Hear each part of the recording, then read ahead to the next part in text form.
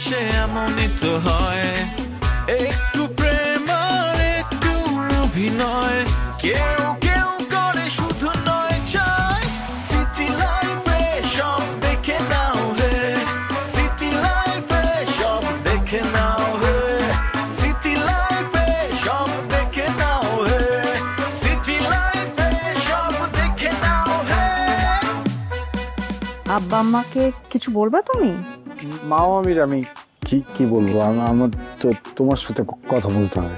আপনি যে রিলেশন চলতেছে আপনার ছাত্রীর সাথে, মানে সমস্যা নাই, তুমি চলে যাবো মানে আমাকে এখানে একা বসে রেখে চলে যাচ্ছ? তো আপনার ফ্রেন্ড আছে না, হ্যাঁ না কেনটাকে আড্ডা দেন।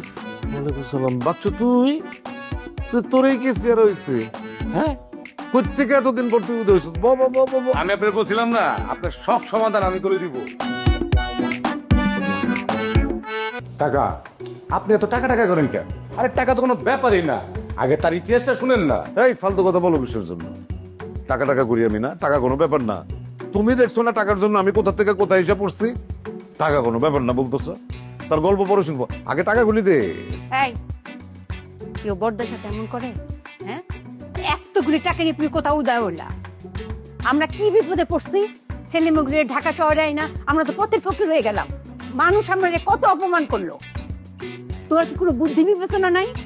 তোমার এই বড়দা আজকে সংসার চালানোর জন্য একটা ছোটখাটো চাকরি পর্যন্ত করতেছে, তুমি বুঝতে পারতেছো? কাকি, আগে তার ইতিহাসটা শুনেন না। কিসের ইতিহাস শুনবো? যত সব মিথ্যু। বর্দা, আমার কথাটা একটু শোনেন। তোর কথা ক। আপনার কাছ থেকে যে টাকাটা নিছিলাম সেটা নিয়ে আমি বিদেশ গেছিলাম। এই মিথ্যা কথা করার জায়গা পড়ো না, বিদেশ যেতে তোমার এত টাকা লাগে? না না ভাবি, বিদেশ তো সব টাকা নিয়ে যাই নাই, মানে 10 লাখ টাকা নিয়ে গেছি, আর বাদ বাকি টাকাটা আমার বোর কাছে রাইখা গেছি। তো বিদেশ যাওয়ার পরে ভাইজান আর এক বিপদে পড়ছি, কারণ যে দালাল পাঠাইছিল সেই দালাল ছিল ভুয়া। হ্যাঁ, সেই ভুয়া কাগজপত্র নিয়ে আমি তো কোনো জায়গায় কাজ করতে পারি না। ভাবছিলাম যে আমি কাজ কাম কইরা আস্তে আস্তে আপনার টাকা শোধ দিয়া দেব, কিন্তু আপনি যেভাবে আমারে ফোন দিতেছিলেন আমি বাধ্য হয়ে বলছি ভাইজান যে আমি আর টাকা পয়সা দিতে পারবো না, আপনার ওই জমির সাথে সব অ্যাডজাস্ট করে নিয়েন। এরপরে তো আমি আর কোনো জায়গায় কাজ পাই না, কাগজপত্র তো ঠিক নাই। পরে পুলিশের হাতে ধরা খাইছি ভাইজান, বিশ্বাস করে 9টা দিন আমার জেলের মধ্যে আটকায় রাখছিল ভাইজান। হ্যাঁ, জেলখানার পানি তো ভালো না, পানি খাইতে পারি নাই, ঠিক মতো খাবার খাইতে পারি নাই, আমার জন্ডিস হয়ে গেছিল ভাইজান। পরে তারা এক কাপড়ে প্লেনের টিকিট ধরায় দিয়ে আমার দেশে পাঠাই দিতে। এরপরে আমি আবার গ্রামে চলে গেছি। গ্রামে যায় তো আর এক কাহিনী, যায় দেখি সব ঘরে তালা দেয়া। মামা, ঘরে তালা দেয়া কেন? বউ কই? ভাবলাম বউ বাপের বাড়ি গেছে। সেইখানে যায় দেখি সেখানেও নাই। এরপরে একজনের কাছে শুনলাম আমার বউ নাকি আর একজনের লোকে ভাইকে গেছে।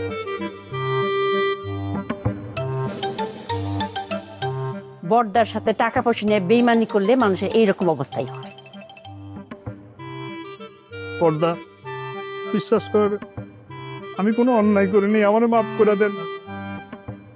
এরপরে যখন আমি এই কথাটা শুনলাম, বিশ্বাস করেন ওই যে মুরগি জবাই দিলে যেরকম ছটফট করে, আমার ভিতরে ওইরকম ছটফট করতে লাগলো। আমি ভাবলাম জানে এই জীবন রাখবো না, আমি দৌড়ায় গেছি আত্মহত্যা করবার জন্যে। মাঝখানে যায় ফেরেস্তার মতোই মারুফ, এর সাথে আমার দেখা, এই আপনার এখানে নিয়ে আসছে। আমার আপনি মাফ করে দেন, আমার ভুল হয়ে গেছে। কি করবো? আচ্ছা, এক কাজ করো, ওদের খাবারের ব্যবস্থা করো, খাওয়া দাওয়া করে পরে কথা বলতেছে। তুমি কি বলতেছো সব? যে আম করে এত বড় বিপদে ফেলছে, মিথ্যুক কোথাকার, তার জন্য আমি ভাত নিয়ে আসবো? আমি পারবো না। তোমার ভাইরে তুমি ইচ্ছা করলে খাওয়াও, আমার দ্বারা হবো। কি বললো তুমি এটা? কাকি মনে হয় খুব বেশি রাগ করছে। না, খুশি হয়েছে ও যে এত বড় বাটপারি করছে, এত খুশির খবর না, খুব খুশি হয়েছে তোমার কাকি, আমিও হয়েছি। যা তুই গিয়ে একটু তোর চাচার মারুফের জন্য একটু খাবারের ব্যবস্থা কর। যা। আমাকে জিজ্ঞেস করি আব্বা? আমারে জিজ্ঞেস করতে হবো কেন? আমি বলতেছি কানে যায় না? যা।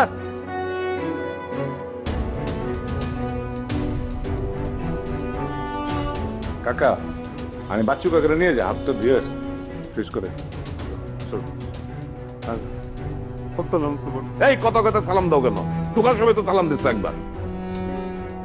সোর তুমি জায়গা পাও না, সালাম দাও।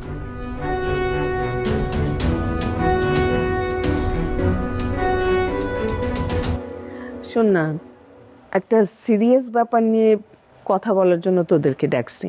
কি আপা বলো না। মানে এই যে ছেলেটা, কোন ছেলেটা? সাইফ। ও আচ্ছা। সাইফ কিন্তু নাবিলার ছোটবেলার বন্ধু। হ্যাঁ, একসাথে পড়াশোনা করতো, আর আমরা কাছাকাছি থাকতাম। ওর ফ্যামিলিকেও আমরা চিনি, ওর ফ্যামিলিও আমাদেরকে চেনে। খুবই ভালো সম্পর্ক। তারপর না বড় হওয়ার পরে মানে ইন্টারমিডিয়েট পড়ার সময় সাইফরা পুরা ফ্যামিলি অস্ট্রেলিয়াতে চলে গেল। তখন থেকে আমাদের সাথে হয়তো যোগাযোগ কম, কিন্তু নাবিলার সাথে ওর যোগাযোগ আছে রেগুলার। নাবিলার প্রতিও তার একটা সফট কর্নার আছে, নাবিলারও ওর প্রতি একটা সফট কর্নার আছে। দুজনকে কিন্তু বেশ ভালোই পছন্দ করে। তাই আমি ভাবলাম যে এদিকে ওদিকে আজে বাজে সমস্ত ফয়সাল ময়সাল এদিকে দেখলাম, কারোর সাথে তো টিকলো না কিছু, আর পছন্দ হয় না আমাদের কারোরই। তার থেকে মানে আমি চাচ্ছি যে ওর সাথে নাবিলার বিয়েটা দিয়ে দিতে। তোরা কি বলিস? না, ছেলেটাকে আমারও ভালো লাগে। ঠিক আছে, কোনো সমস্যা নেই তো। ভালোই ভালো হবে তো, ভালো লাগতেছে, ডিউটিটা ভালো লাগবে। তাহলে আর কি তোরা দুইজন মিলে ওর সাথে এই ব্যাপারে একটু আলাপ কর। হ্যাঁ আপা, আপনি একদম আমার মনের কথাটা বলছেন। আমিও মনে মনে ভাবতেছিলাম সাইফের সাথে আর নাবিলার সাথে কিছু একটা আছে, কিন্তু বলার সাহস পাইনি। কি বলো, তোমার বলছিলাম না? বলছিলাম, কিন্তু আপনি এখন বলছেন। এখন আমি সাহস পাইছি, এখন আমি নাবিলার কাছে যাব, একদম নাবিলার রাজি করে চলে আসবো। না না, এখন যেও না। একটু আগে আমি এই ব্যাপারে ওর সাথে কথা বলছিলাম। আমার সাথে তো ভীষণ ঝগড়া করলো, উল্টাপাল্টা কথা বলা শুরু করছে। বললো যে তুমি যদি বারবার আমাকে এই ব্যাপারে চাপ দাও, এই বিয়ের কথা বলো, তাহলে আমি এক্ষুনি সাইফকে হোটেলে পাঠিয়ে দেবো। তো এখন বলা দরকার না, ওর মাথাটা ঠান্ডা হোক। 2-1 দিন পরে যখন ওর মনটা খুব খুশি খুশি থাকবে, তখন তোমরা এই কথাটা বলে ওকে রাজি করায়। আমি কিন্তু পারবো না, আগে আগে বলে দিলাম। এই সম্পর্কে আমি কোনো কথা বলতে না। ও আমার সাথে খুব মিসবিহেভ করে। এটা তোমরা যেহেতু এটা নিয়ে আলোচনা করতে, তোমরা সবসময় এসব নিয়ে কথা বলো। আমাকে দিয়ে এসব বিয়ে সাথে তুমি পারবা না মানে? তুমি আমার সাথে যাবা, এত বড় একটা বিয়ে শাদীর ব্যাপারে কথা বলবো, ওরে রাজি করাবো, তুমি আমার সাথে যাবা না? এটা কি হয় আপা বলেন? একদম ঠিক কথা বলছো, ওর ঠিক কথা বলছে। তুমি আমার সাথে চুপচাপ যাবা, গিয়ে আমার পাশে বসবা, চুপচাপ বসে থাকবা, দেন ওরে রাজি করায় তারপরে আমরা আসবো। আপা ঠিক বলছি না বলেন? একদম, তুমি ওর জন্য একদম পারফেক্ট। তোর জন্য একটা ভালো বউ আনছি আমি, যে পারফেক্ট কথা বলতে পারে। বসে আছো কেন? চলো, আসো। আর জানা, বউ ডাকছে, যা। এতদিনে ভাইটার জন্য একটা পারফেক্ট বউ পাইছে। একেবারে সোজা করে রাখবে আমার ভাইকে।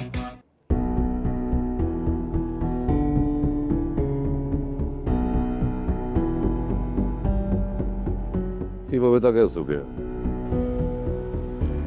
আচ্ছা, তোমার ভাই যে আসলো, তুমি তার কিছুই বললা না। হ্যাঁ, সে আমাদের এতগুলি টাকা নিয়ে মাইরে দিয়ে সে চলে গেল। সে আইসে এখন যা ইচ্ছা তা বানায় বানায় তোমার বলতেছে, তুমিও সেসব কথা শুনতেছো, তুমি তার কিছুই বলতেছো না।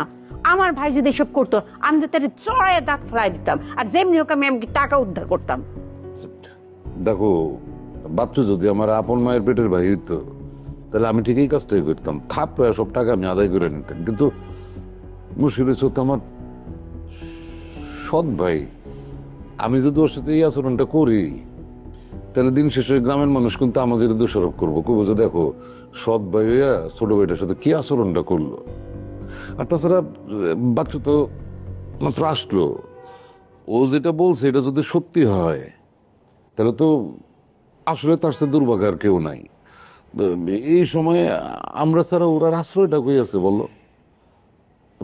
ঠিক আছে, তুমি কতগুলি টাকা, তুমি তার কিছুই বলবা না?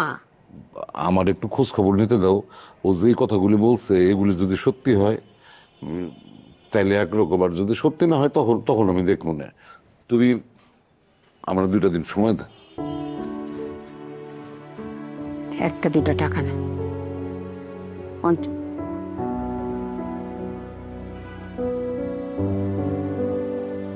ভাবি,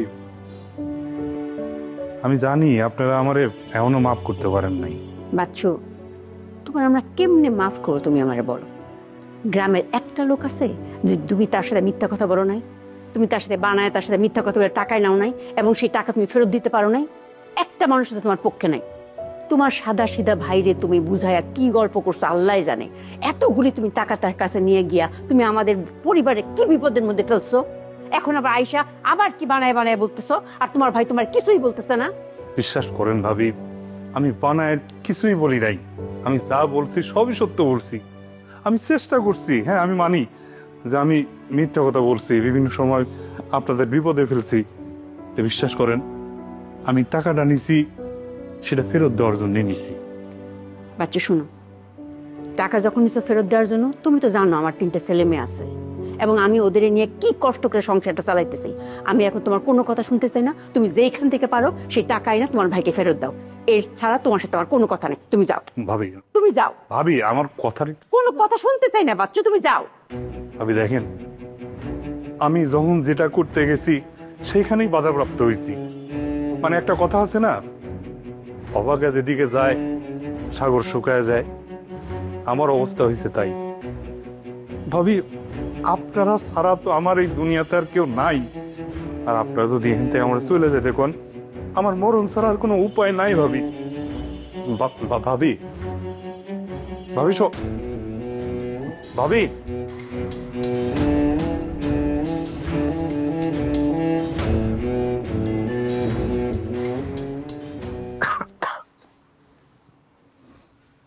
কাকা, আপনি ব্যাপারটা রে সহজভাবে নিয়েন না। এতগুলা টাকার ব্যাপার সেবার আপনি মনে করেন না সবকিছু নর্মালি সবাই কইব আপনারে। অনেক ধরনের অনেক কথা বলতে পারে, সেটা কিন্তু আপনি মনে নিয়েন না, কষ্ট রাখেন না। ঘটনা হয়েছে কি, যে যাই কিছু আপনার কাছে জানতে চায় আপনি অন্য কিছুই বলবেন না।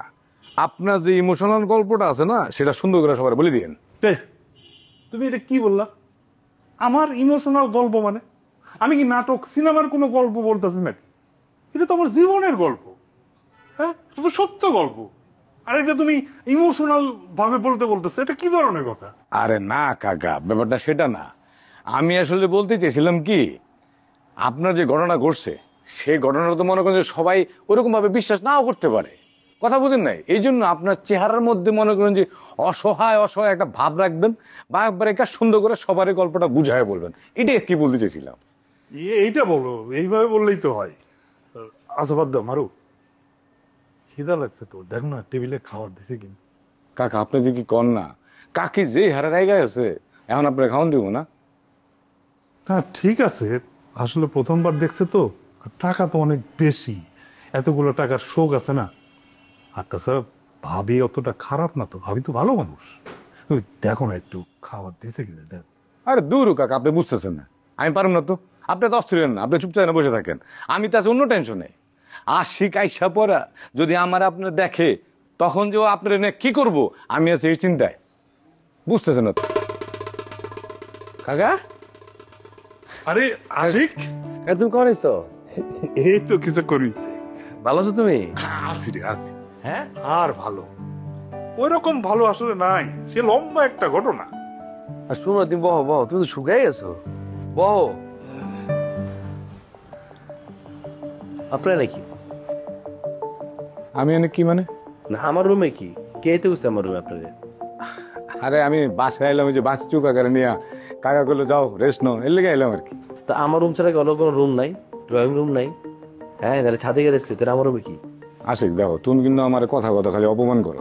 আমি যে বাচ্চু কাকারে তোমাকে বাসা নিয়েছি, এটা কি আমার কোনো অপরাধ হয়েছে? হ্যাঁ, এইটা অপরাধ হয় নাই। অপরাধ হয়েছে আপনি আমার রুমে কি লিগে আইছেন। আপনি জানেন না আমি আপনার দেখতারি না? হ্যাঁ, গতবার যে আইলেন আমি আপনার লোকে ঘুমাইলাম না, আপনার যে বার করে দিলাম, বুঝেন না কি লিগা? হ্যাঁ, বাচ্চু কাকার লেগে তো হয়েছে, নাহলে আমি আইতাম? হ্যাঁ, বাচ্চু কাকার কাছে তোমরা এত টাকা পাইবা, এই টাকাটা উদ্ধার করবা না? এর লেগে আমার চাচাতে টাকা পাই কি না পাই এরা আমরা বুঝালাম। আপনার উদ্দেশ্যে আমি বুঝি নাই দি। হ্যাঁ, আপনি আমার মধ্যে বেরোবেন। আরে তুমি এটা কি, আমি কিন্তু মেহমান তোমার, তুমি কিন্তু আমার অপমান করতে পারো না, বুঝছো? তোর মেহমান দিয়ে ছুড়ে দিয়েছে আমি।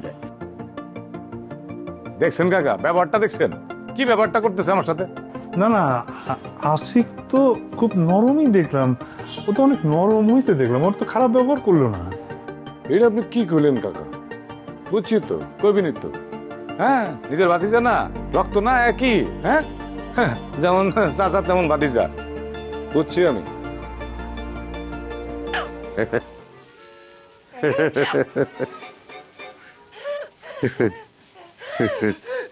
আব্বা, আমি বুঝলাম না, এই বাসার মধ্যে আমার রুমটা কি লঙ্গরখানা নাকি? মানে যে আইবে আমার রুমে থাকবো? কেন, সমস্যা কি হচ্ছে? তোর চাচাই তো উঠছে। চাচাই উঠছে, চাচা আমার রুমে থাকবো, ঘুমাইবো, সবকিছু করবো, কোনো সমস্যা নাই। মারুফ কিল্লিকা চাচার ক্ষেত্রে সমস্যা থাকবো কেন? তোর চাচা হইতেছে একটা সিটার বাটপার, তুই হইতেছিস আর একটা সিটার বাটপার। যা এখন দুই সিটার বাটপার গলা জড়াজড়ি করে ঘুমায় থাক, মারুফই সমস্যা না? তা আমরা দুজন যে বাট পার এক লগে গলা জরে যে ঘুমামু, মারুফে তো হরতেই হইব না, আর হরাও তুমি। আচ্ছা, আসছে জার্নি করে, এখন বিশ্রাম নিতেছে, নেক না। আমি এত বুঝি না আব্বা, তুমি আর হরাইবা না? আমি কিন্তু বাসাতে যাবো। আরে বললাম তো বিশ্রামটা নেওয়া শেষ হোক, তারপর আমি দেখতেছি ওদের সাথে কথা বলে অন্য কোনোখানে ব্যবস্থা করা যায় কিনা। তুমি কি দেখবা? তুমি জানো না আমার জ্বর ঠান্ডা, আমার শরীর খারাপ। তোর শরীর ভালো ছিল কবে? হয়তো শরীর খারাপ থাকে, নাহলে তোর মাথা খারাপ থাকে, একটা না একটা খারাপ নিয়ে তুই আসছো। আর হরাইবা? আবার কয় হরাইবা? বললাম তো বিশ্রামটা নেওয়া শেষ হোক, তারপর কথা বলে দেখতেছি।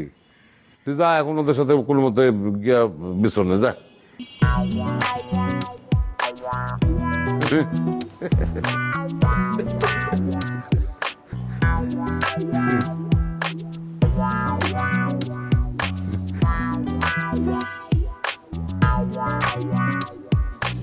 বুঝছেন কাকা, বিদেশ আসলে সবার লেগে না।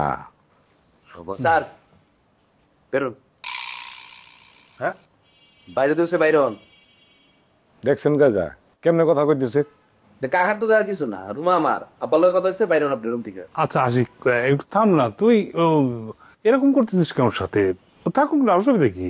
কাকা তুই তো কিছু জানো না, যে জানো জুতোতে বেরিয়ে বেরিয়ে, ঠিক আছে?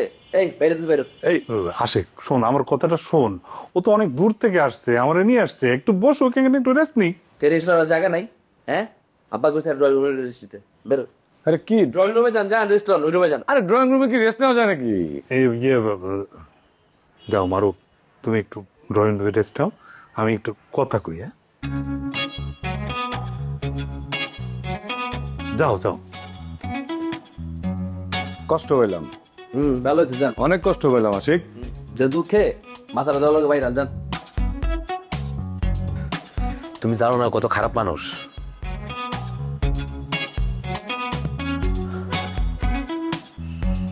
কাকা, আমার আব্বা তোমার কোনো ক্ষতি করছিল? তুমি তার এত বড় ক্ষতিটা কেন করলা? তুমি জানো যে আব্বা আমাকে ভবিষ্যতে লাগে ঢাকায় আইছে, ফ্ল্যাটটা কিনতো, ওই টাকা আব্বা তোমার বিশেষ করে দিল, আর তুমি খেয়া দিলা। আসে, বিশ্বাস কর, আসলে আমি যে টাকাটা নিছি এটা খাওয়ার জন্য আমি নিই নাই, আমি এটা নিয়ে কিছু করার জন্য নিছি। আমার ঘটনাটা আগে শোন, তারপর তোর যা ইচ্ছা সেইটা আমার কর, আমি মাথা পাতি। কাকা যা কইলা সত্যি না বানোয়াট? তো আপনি বিয়ে করেননি কেন এখন? আসলে ওরকম পারফেক্ট কাউকে খুঁজে পাইনি এখন। দেখছো, আপু এখনো বিয়েই করেনি, তারপর কত ধরনের সংসারের যত সমস্যা আছে সব সমাধান উনি করতে পারে। তোমাকে সাইডটা না খুব ভালো মানায়। আচ্ছা, তোমাদের দুজনকে বিয়ে দিয়ে দিলে কেমন হয়? ও মনে হয় কোনোদিন বিয়ে করবে না, সারা জীবন আইবুড়া হয়ে বসে থাকবে। কি যে করি মেয়েটারে নিয়ে।